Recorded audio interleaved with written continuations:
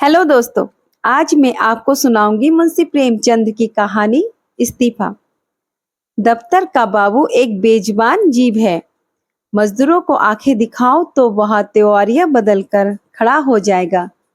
Coolie को एक डांट बताओ तो सिर से बोझ फेंक कर अपनी राह लेगा। किसी भिखारी को दुत्कारो तो वह तुम्हारी और गुस्से की निगाह से देखकर चला जाएगा। यहाँ तक कि गधा भी कभी कभी तकलीफ पाकर तो लत्तियां झाड़ने लगता है। मगर बेचारे दफ्तर के बाबू को आप चाहे आंखें दिखाए, डांट बताए, दुत्कारे या ठोकरे मारे, उसके माथे पर बल ना आएगा। उसे अपने विकारों पर जो आधिपत्य होता है वह शायद किसी संयमी साधु में भी ना हो। संतोष का पुतला, सब्र की मूर्ति, सच्चा आज्ञाकारी, गरज उसमें तमाम मानवीय अच्छाइयों मौजूद होती है। खंडर के भी एक दिन भाग्य जागते हैं। दिवाली के दिन उस पर भी रोशनी होती है। बरसात में उस पर हरियाली छाती है। प्रकृति की दिलचस्पियों में उसका भी हिस्सा है। मगर इस गरीब बाबू के नसीब कभी नहीं जागते। इसकी अंधेरी तकदीर में रोशनी का जलवा कभी नहीं दिखाई देता। इसके पीले चेहरे पर कभी मुस्कुराहट की रोशनी नजर नहीं आती। इसके लिए सूखा सावन है, कहीं हरा भादो नहीं। लाला फतेह चंद्र ऐसे ही एक बेजुबान जीव थे। कहते हैं मनुष्य पर उसके नाम का भी कुछ असर पड़ता है। फतेह चंद की दशा में यह बात यथार्थ सिद्ध न हो सकी। यदि उन्हें हारचंद्र कहा जाए तो कदाचित यह अत्युक्ति न होगी। दफ्तर में हार, जिंदगी में हार, मित्रों में हार, जीवन में उनके लिए चारों ओर निराशाएं ही थी। लड़का एक भी नहीं, लड़कियां 3, भाई एक भी नहीं, भौजाइयां 2। गांठ में कौड़ी नहीं मगर दिल में दया और मुरब्बत। सच्चा मित्र एक भी नहीं, जिससे मित्रता हुई उसने धोखा दिया। इस पर तंदुरुस्ती भी अच्छी नहीं। 32 साल की अवस्था में बाल खिचड़ी हो गए थे। आंखों में ज्योति नहीं, हाजमा चौपट, चेहरा पीला, गाल पिचके, कमर झुकी हुई। न दिल में हिम्मत, न कलेजे में ताकत। 9 बजे दफ्तर जाते और 6 बजे शाम को लौटकर घर आते। फिर घर से बाहर निकलने की हिम्मत ना पड़ती। दुनिया में क्या होता है इसकी उन्हें बिल्कुल खबर ना थी। उनकी दुनिया, लोक परलोक जो कुछ था दफ्तर ही था। नौकरी की खैर मनाते और जिंदगी के दिन पूरे करते थे। ना धर्म से वास्ता था, ना दिन से नाता, ना कोई मनोरंजन था, ना खेल। ताश खेले हुए भी शायद एक मुद्दत गुजर गई थी। जाड़ों के दिन थे, आकाश पर कुछ कुछ बादल थे। फतेहचंद 5:30 बजे दफ्तर से लौटे तो चिराग जल गए थे। दफ्तर से आकर वह किसी से कुछ ना बोलते, चुपके से चारपाई पर लेट जाते और 15-20 मिनट तक बिना हिले डुले पड़े रहते। तब कहीं जाकर उनके मुंह से आवाज निकलती।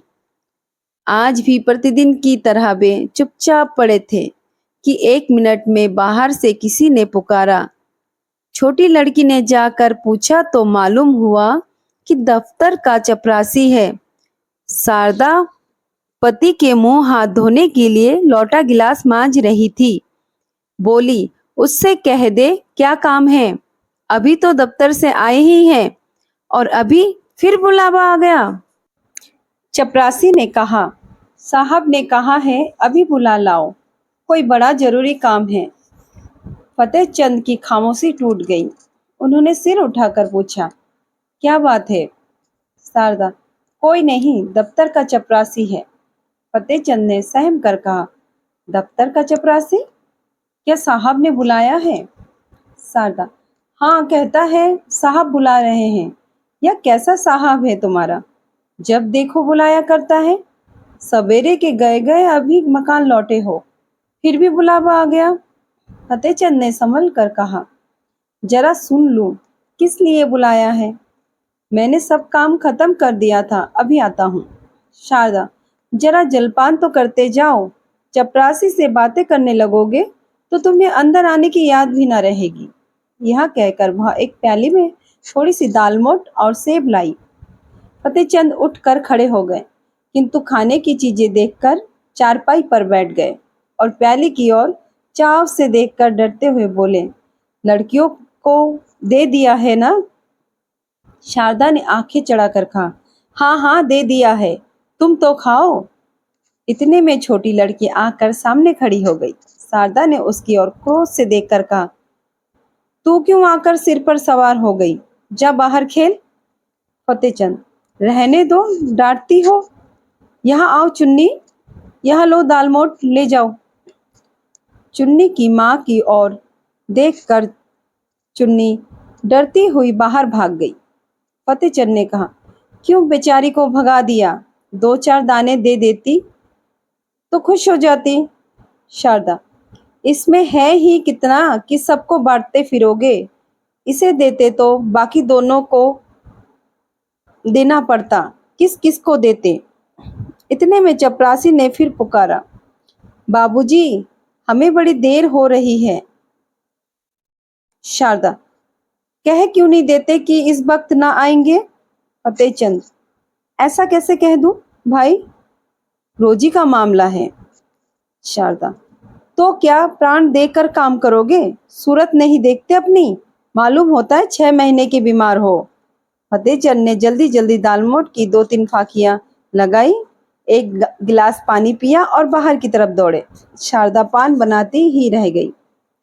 चपरासी ने कहा, बाबूजी, आपने बड़ी देर कर दी, अब जरा लप के चलिए, नहीं तो जाते ही डांट बताएगा।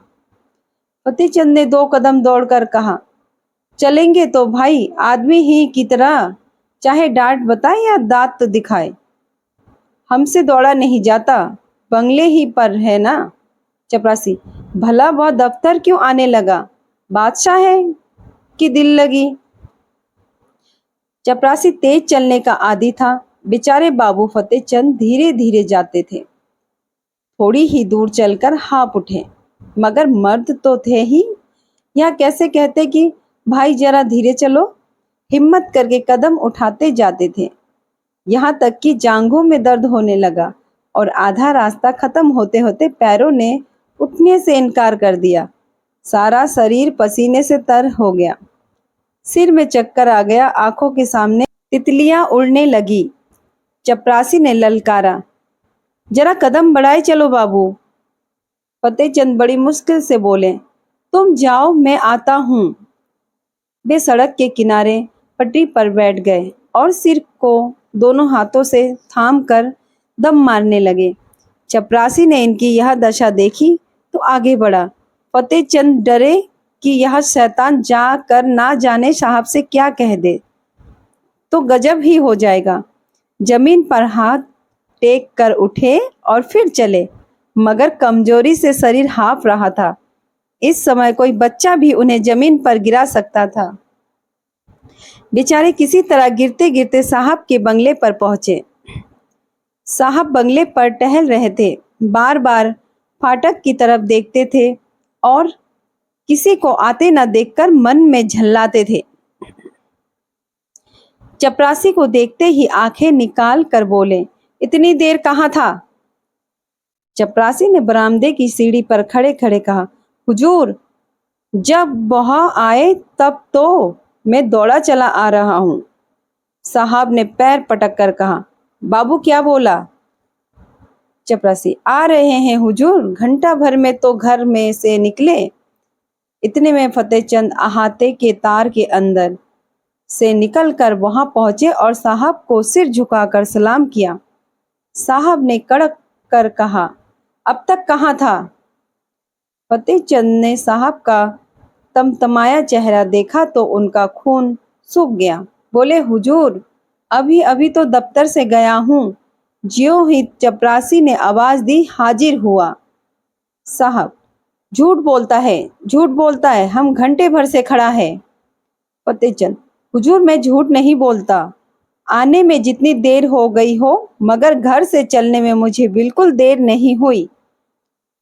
साहब ने हाथ की छड़ी घुमाकर कहा, चुप रह सुअर, हम घंटा भर से खड़ा है, अपना कान पकड़ो। फतेहचंद ने खून घूंट पीकर कहा, हुजूर मुझे 10 साल काम करते हो गए, कभी। साहब, चुप रहे सुअर, हम कहता है कि अपना कान पकड़ो। फतेहचंद, जब मैंने कोई कसूर किया हो। साहब, चपरासी, इस सुअर का कान पकड़ो। चपरासी ने दबी जबान से कहा, हुजूर यह भी मेरे अफसर है, मैं इनका कान कैसे पकड़ूं। साहब, हम कहता है इनका कान पकड़ो, नहीं हम तुमको हंटरों से मारेंगे। चपरासी, हुजूर मैं यहाँ नौकरी करने आया हूँ, मार खाने नहीं, मैं भी इज्जतदार आदमी हूँ। हुजूर, अपनी नौकरी ले लें, आप जो हुक्म दे वह बजा लाने को हाजिर हूँ, लेकिन किसी की इज्जत नहीं बिगाड़ सकता। नौकरी तो 4 दिन की है, 4 दिन के लिए क्यों जमाने भर से बिगाड़ करे। साहब, अब क्रोध को ना बर्दाश्त कर सके, हंटर लेकर दौड़े।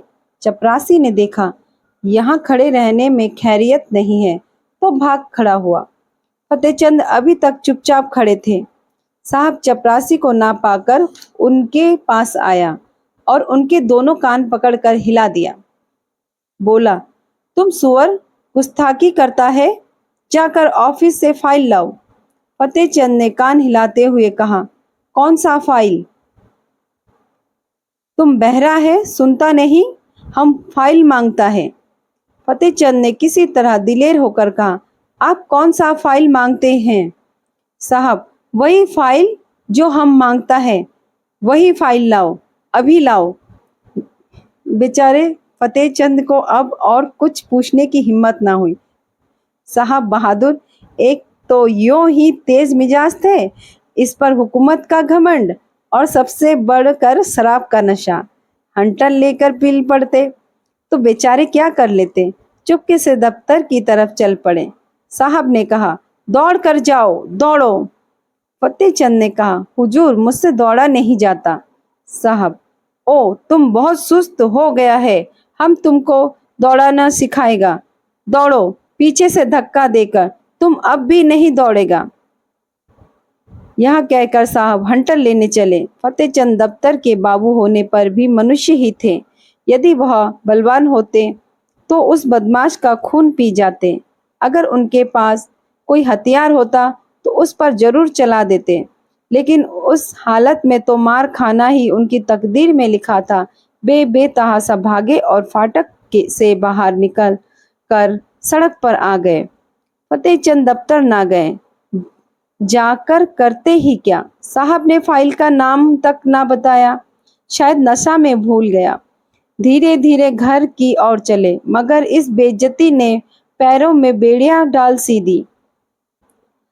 माना कि बहुत शारीरिक बल में साहब से कम थे, उनके हाथ में कोई चीज भी ना थी, लेकिन क्या वह उसकी बातों का जवाब ना दे सकते थे। उनके पैरों में जूते तो थे, क्या वह जूते से काम ना ले सकते थे। फिर क्यों उन्होंने इतनी जिल्लत बर्दाश्त की। मगर इलाज ही क्या था। यदि वह क्रोध से उन्हें गोली मार देता तो उसका क्या बिगड़ता। शायद 1-2 महीने की शादी कैद हो जाती, संभव है 200-400 रुपए जुर्माना हो जाता, मगर इनका परिवार तो मिट्टी में मिल जाता। संसार में कौन था जो इनके स्त्री बच्चों की खबर लेता। वह किसके दरवाजे हाथ फैलाते। यदि उसके पास इतने रुपए होते जितने उनके कुटुंब का पालन हो जाता तो वह आज इतनी जिल्लत ना सहते। या तो मर ही जाते या उस शैतान को कुछ सबक दे देते। अपनी जान का उन्हें डर ना था। जिंदगी में ऐसा कौन सा सुख था जिसके लिए वह इस तरह डरते। ख्याल था सिर्फ परिवार के बर्बाद हो जाने का। आज फतेहचंद को अपनी शारीरिक कमजोरी पर जितना दुख हुआ उतना और कभी ना हुआ था। अगर उन्होंने शुरू से ही तंदुरुस्ती का ख्याल रखा होता, कुछ कसरत करते रहते, लकड़ी चलाना जानते होते, ख्याल रखा होता, तो इस शैतान की इतनी हिम्मत होती कि वह उनका कान पकड़ता, उसकी आंखें निकाल लेते। कम से कम उन्हें घर से एक छुरी लेकर चलना था, और ना होता तो 2 चार हाथ जमाते ही पीछे देखा जाता। जेल जाना ही तो होता या और कुछ। बेजेव जो आगे बढ़ते थे त्यों तो उनकी तबीयत अपनी कायरता और बौंदेपन पर और भी झल्लाती थी। अगर वह उचक कर उसके दो चार थप्पड़ लगा देते तो क्या होता। यही ना कि साहब के खानसामे बैरे सब उन पर पिल पड़ते और मारते बेदम कर देते। बाल बच्चों के सिर पर जो कुछ पड़ती पड़ती। साहब को इतना तो मालूम हो जाता कि किसी गरीब को बेगुनाह जलील करना आसान नहीं। आखिर आज मैं मर जाऊं तो क्या हो, तब कौन मेरे बच्चों का पालन करेगा। तब उनके सिर जो कुछ पड़ेगी वह आज ही पड़ जाती तो क्या हर्ज था। इस अंतिम विचार ने फतेहचंद के हृदय में इतना जोश भर दिया कि वह लौट पड़े और साहब से जिल्लत का बदला लेने के लिए दो चार कदम चले। मगर फिर ख्याल आया, आखिर जो कुछ जिल्लत होनी थी वो तो हो ही ली। कौन जाने बंगले पर हो या क्लब चला गया हो। उसी समय उन्हें शारदा की बेकसी और बच्चों का बिना बाप के हो जाने का ख्याल भी आ गया। फिर लौटे और घर चले। घर में जाते ही शारदा ने पूछा, किस लिए बुलाया था, बड़ी देर हो गई। फतेहचंद ने चारपाई पर लेटते हुए कहा, नशे की सनक थी और क्या। शैतान ने मुझे गालियां दी, जलील किया, बस यही रट लगाए हुए था कि देर क्यों की। निर्दयी ने चपरासी से मेरा कान पकड़ने को कहा। शारदा ने गुस्से में आकर कहा, तुमने एक जूता उतार कर दिया नहीं सुअर को। फतेहचंद, चपरासी बहुत शरीफ है, उसने साफ कह दिया, हुजूर मुझसे यह काम ना होगा। मैंने भले आदमियों की इज्जत उतारने के लिए नहीं नौकरी की थी। वह उसी वक्त सलाम करके चला गया। शारदा, यही बहादुरी है, तुमने उस साहब को क्यों नहीं फटकारा। फतेहचंद, फटकारा क्यों नहीं, मैंने भी खूब सुनाई। वह छड़ी लेकर दौड़ा, मैंने भी जूता संभाला, उसने मुझे कई छड़ियां जमाई, मैंने भी कई जूते लगाए। शारदा ने खुश होकर कहा, सच, इतना सा मुंह हो गया गया उसका। फतेहचंद, चेहरे पर झाड़ू सी फिरी हुई थी। शारदा, बड़ा अच्छा किया तुमने, और मारना चाहिए था, मैं होती तो बिना जान लिए ना छोड़ती। फतेहचंद, मार तो आया हूँ लेकिन अब खैरियत नहीं है, देखो क्या नतीजा होता है, नौकरी तो जाएगी ही, शायद सजा भी काटनी पड़े। शारदा, सजा क्यों काटनी पड़ेगी, क्या कोई इंसाफ करने वाला नहीं है। उसने क्यों गालियां दी, क्यों छड़ी जमाई। फतेहचंद, उसके सामने मेरी कौन सुनेगा, अदालत भी उसी की तरफ हो जाएगी। शारदा, हो जाएगी, हो जाए, मगर देख लेना अब किसी साहब की यह हिम्मत ना होगी कि किसी बाबू को गालियां दे बैठे। तुम्हें चाहिए था कि ज्यों ही उसके मुंह से गालियां निकली लपक कर एक जूता रसीद कर देते। फतेहचंद, तो फिर इस वक्त जिंदा लौट भी ना सकता, जरूर मुझे गोली मार देता। शारदा, देखी जाती। फतेहचंद्र ने मुस्कुरा कर कहा, फिर तुम लोग कहाँ जाते। शारदा, जहाँ ईश्वर की मर्जी होती। आदमी के लिए सबसे बड़ी चीज इज्जत है, इज्जत गवाकर बाल बच्चों की परवरिश नहीं की जाती। तुम उस शैतान को मार कर आए होते तो मैं गुरूर से फूली नहीं समाती। मार खाकर आते तो शायद मैं तुम्हारी सूरत से भी घृणा करती, यूं जवान से चाहे कुछ ना कहती, मगर दिल से तुम्हारी इज्जत जाती रहती। अब तो कुछ सिर पर आएगी, खुशी से झेल लूंगी। कहीं जाते हो, सुनो सुनो, कहाँ जाते हो। फतेहचंद दीवाने को कर जोश में घर से निकल पड़े। शारदा पुकारती रह गई। वह फिर साहब के बंगले की तरफ जा रहे थे, डर से सहमे हुए नहीं बल्कि गुरूर से गर्दन उठाए हुए। पक्का इरादा उनके चेहरे से झलक रहा था। उनके पैरों में वह कमजोरी, आंखों में वह बेकसी न थी। उनकी काया पलट सी हो गई थी। वह कमजोर बदन, पीला मुखड़ा, दुबले बदन वाला, दफ्तर के बाबू की जगह अब मर्दाना चेहरा हिम्मत भरा हुआ, मजबूर, गठा और जवान था। उन्होंने पहले एक दोस्त के घर जाकर उसका डंडा लिया और अकड़ते हुए साहब के बंगले पर जा पहुंचे। इस वक्त 9 बजे थे। साहब खाने की मेज पर थे, मगर फतेहचंद ने आज उनके मेज पर से उठ जाने का इंतजार ना किया। खानसामा कमरे से बाहर निकला और वह चिक उठाकर अंदर गए। कमरा प्रकाश से जगमगा रहा था। जमीन पर ऐसी कालीन बिछी हुई थी जैसे फतेहचंद की शादी में भी ना बिछी होगी।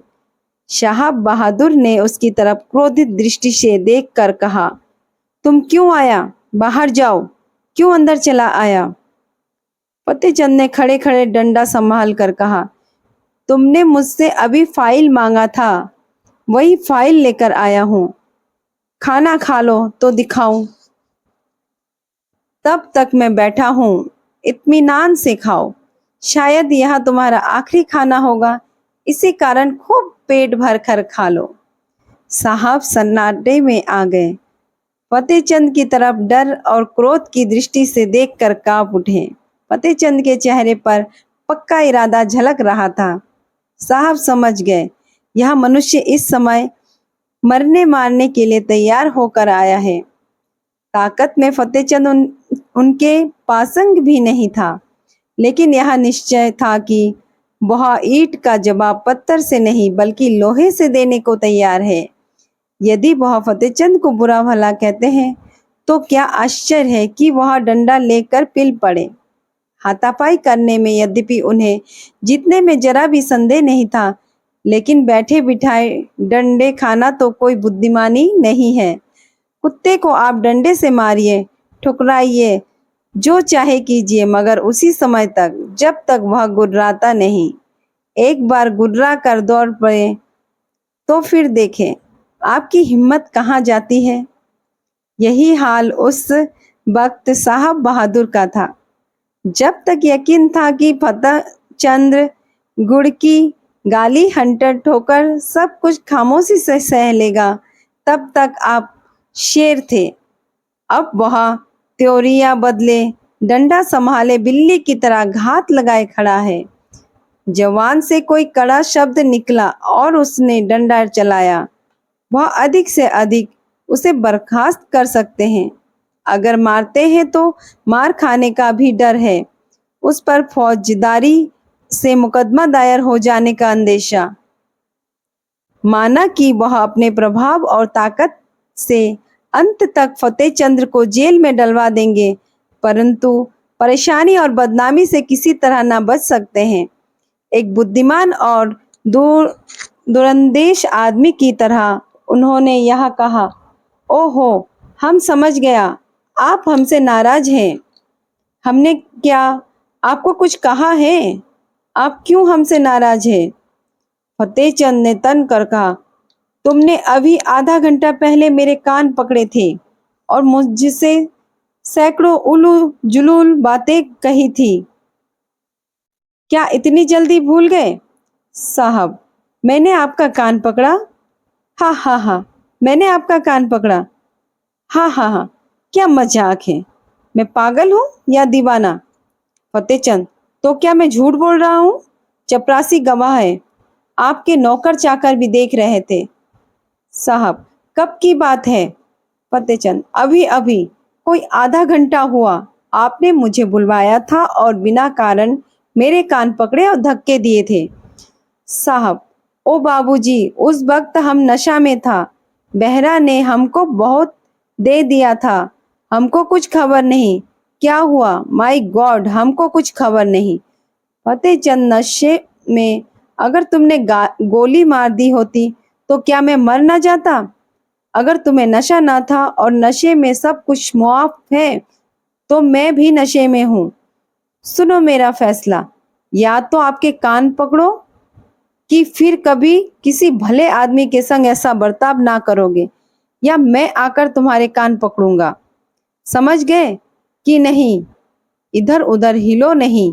तुमने जगह छोड़ी और मैंने डंडा चलाया, फिर खोपड़ी टूट जाए, मेरी खता नहीं। मैं जो कुछ कहता हूँ वह करते चलो, पकड़ो कान। साहब ने बनावटी हंसी हंसकर कहा, बेल बाबूजी, आप बहुत दिल लगी करता है। अगर हमने आपको बुरा बात कहा है तो हम आपसे माफी मांगता है। फतेहचंद डंडा तोलकर, नहीं, कान पकड़ो।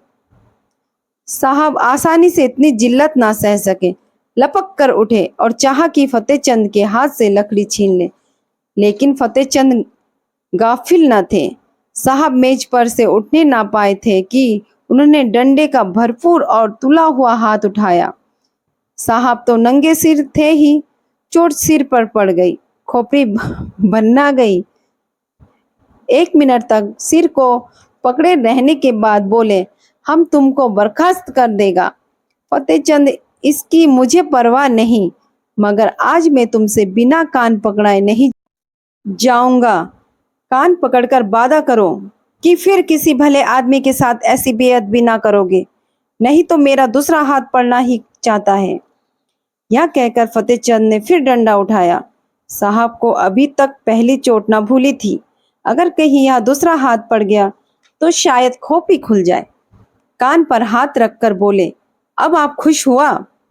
फिर तो कभी किसी को गाली ना दोगे? कभी नहीं। अगर फिर कभी ऐसा किया तो समझ लेना मैं कहीं बहुत दूर नहीं हूँ। अब किसी को गाली ना देगा। अच्छी बात है, अब मैं जाता हूँ। आज से मेरा इस्तीफा है। मैं कल इस्तीफा में यह लिखकर भेजूंगा कि तुमने मुझे गालियां दी, इसलिए मैं नौकरी नहीं करना चाहता। समझ गए? साहब, आप इस्तीफा क्यों देता है? हम तो बर्खास्त नहीं करता। फतेहचंद, अब तुम जैसे पाजी आदमी की मादहती नहीं करूंगा।